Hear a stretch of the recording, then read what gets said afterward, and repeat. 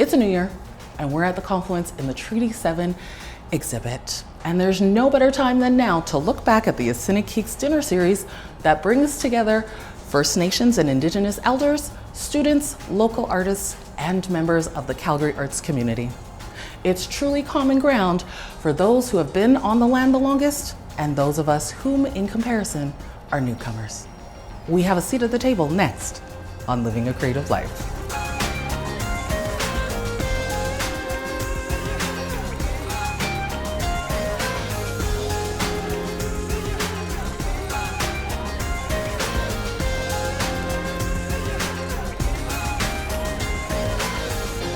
I would like to credit every other artist that came up here for what they shared, because it was a perfect preamble to what I'm going to share. It all sounds like one big story arc.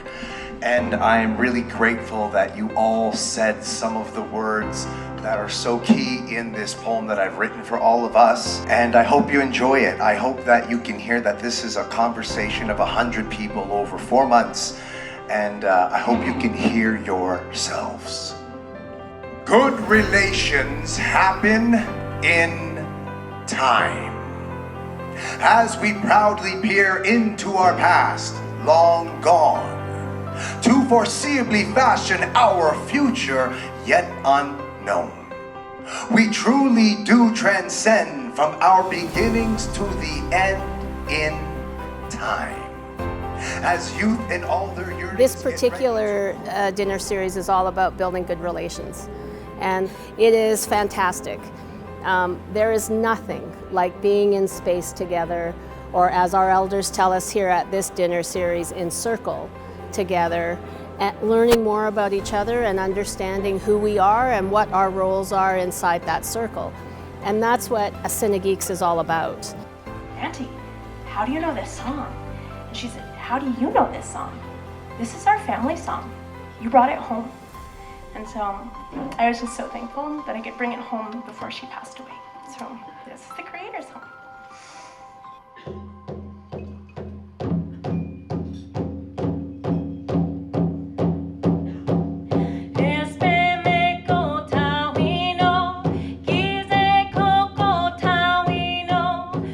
Sit among strangers and bear our bones, broken in some places still. Courage finds us here in the strength of the circle. Following the ancient ways, we will listen and tell stories. Incline our ear to our elder. Hold the weight of their words gently like medicine to our soul. We learn a history untold by the books, simultaneously unlearning a history told by the books. To see like all the art here and to see like Indigenous creators be able to like represent themselves, I feel like it's really important for reclaiming culture and identity, and like I really love being a part of this space and fostering that kind of relationship with the community. It is about building good relations in a good way. It is about feeding our curiosity and our power to explore and be all of the different kinds of ways of being that there are in this world, in the presence of both Indigenous and non-Indigenous peoples. That's what our future here in Mohkinstsis is about. And how do we get closer to an understanding of what it is to share in this land and taking care of this place, and also taking care of each other. And there's just nothing like being in person, and particularly tonight when we will see the results of how artists will respond to our final dinner. The last 3 times it's blown me away, and I have no reason to think it's not going to blow me away this time. My name is Elijah Wells. My piece today is a painting. And also to go with it is a poem that Marlene is going to read to you guys right now. It is as if our thousands of years of history doesn't even matter. Good relations, sacred geometry, balance, mitois. It belonged, it's belonged, it belongs to her. all the words that were presented were words that are inspiring Elijah's art piece. It is the woman that holds everything together. What kind of human being would want shelter to shatter their mother's spine? That's the definition of Elijah's painting. Thank you for listening to us.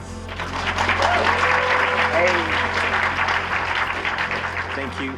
So it's nice to be able to see Indigenous art from Indigenous people, especially when it's at a gathering. We got to see a piece with the Canadian flag being held up by an Indigenous woman, and that piece was so We beautiful. spoke about the quote about don't build shelter by breaking your mother's back, and I thought that was super impactful. Yeah, no, it was such an amazing quote. And the words, they were so beautiful. They were eloquently written down on the paper. So it was a beautiful piece. That's what I thought of that. I'm really honored to be able to come here, and I'm really honored to speak with the elders and to learn more about their lives. I recently figured out Métis, I got my card, and I really don't know all that much about my culture, and I wanted to learn more and connect with more people that are within my culture. I'm really grateful that I was chosen to be here, and I get to learn more about where I'm from.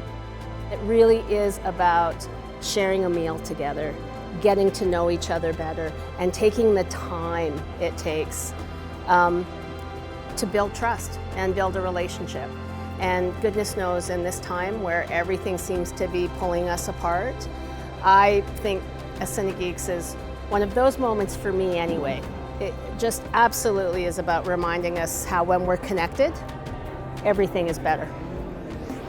Thank you to everyone at Bowness High School and those involved with the Aisinna'kiiks dinner series. And here at the Confluence, where they are commemorating 150 years of Fort Calgary. There will be a plethora of programs and activities happening as they renovate their permanent exhibit. Check out their website for more information.